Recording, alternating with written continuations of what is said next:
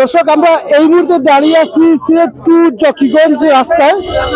আমরা আপনাদেরকে গত সপ্তাহে দেখেছিলাম যে এই যে জায়গায় দাঁড়িয়েছি সেই জায়গায় কিন্তু হাঁটু সম পরিমাণ পানি ছিল, কিন্তু আজকে আমরা শুকনো জায়গায় দাঁড়িয়েছি।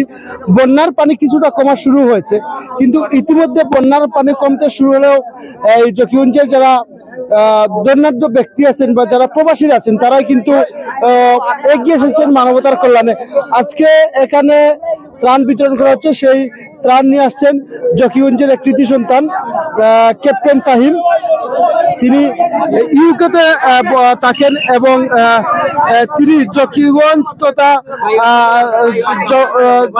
তথা বাংলাদেশের সিলেট বিভাগের প্রত্যেকটা অঞ্চলে উনার ত্রাণ সামগ্রী পৌঁছে দিয়েছেন। তিনি জকিগঞ্জের জন্য 1200 জনের জন্য এই খাবার বরাদ্দ করছেন। খানাইঘাটে 1200 জন সহ আপনার সিলেট বিভাগের যেই সকল এলাকা বন্যায় প্লাবিত হয়েছিল সেই সকল এলাকায় ক্যাপ্টেন ফাহিম ইসাক আল ফাহিম চৌধুরীর এই খাবার পৌঁছে দেওয়া হচ্ছে। এটা সার্বিক তত্ত্বাবধান করছেন উনার বড় ভাই এটিএম সেলিম চৌধুরী।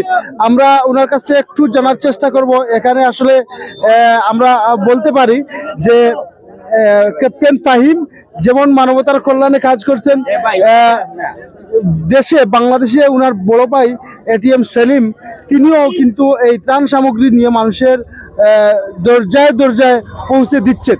আমরা একটু সেলিম ভাইয়ের সাথে কথা, সেলিম ভাই একটু যদি আমরা আপনার সাথে কথা বলি, আজকে আপনি এখানে কতজন মানুষের এই খাবার নিয়ে আসছেন যদি বলতেন। আজকে 200 মানুষের খাবার নিয়ে এসেছি। 200 এই জকিগঞ্জের জন্য আপনারা বরাদ্দ ছিল 1200। ইতিমধ্যে কত ব্যাগ বিতরণ করা হয়েছে? ইতিমধ্যে আমরা প্রায় 745 আমরা বরাদ্দ করে ফেলেছি। চাল, আলু এবং ডাল। যাই হোক, আপনারা তো আসলে এই জকিগঞ্জের পাশাপাশি খানাইঘাটেও আপনাদের এই কার্যক্রম আগামী শনিবার থেকে আমরা খানাইঘাট শুরু করব।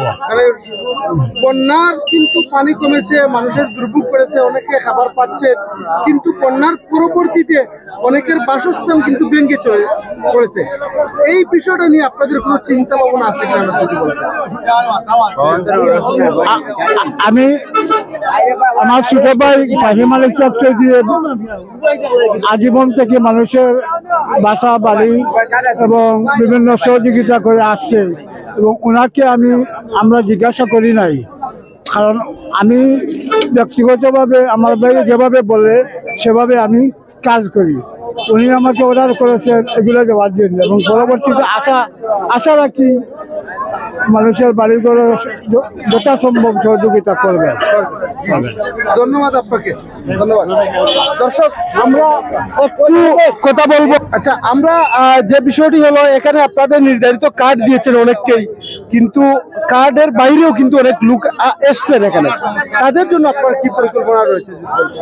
কথা হচ্ছে, যখন আপনার সামাজিক ক্ষেত্রে যারা কাজ করেন বা যারা কাজ বিতরণ করেছেন, উনি দেখে শুনে এবং অসচ্ছল পরিবারগুলিকে দিয়েছেন এখানে, এবং এরা সামাজিক কাজ করতে গিয়ে অনেক সময় দোষী সাব্যস্ত হন। আমাকে দিলেন না, ওনাকে দিয়েছেন, এটা সাধারণত থাকে।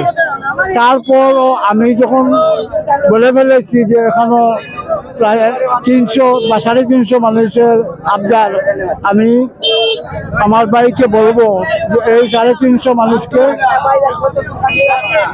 আর্থিকভাবে নগদ সহযোগিতা করার জন্য আমি এই মিডিয়ার মাধ্যমে বলতেছি আমার বাড়িতে আমি আজকে জানিয়ে দিব যে এই 350 পায় নাই তাদের আর্থিকভাবে সহযোগিতা করবো, এবং এটা লিস্ট করার জন্য আমি এই অত্র এলাকার যুবক এবং সাংবাদিক সহ আপনার মিডিয়া ব্যক্তিত্ব সহ আমি অনুরোধ করবো যে সুষ্ঠুভাবে কমসে কম 300 লোকের একটা তালিকা করার জন্য।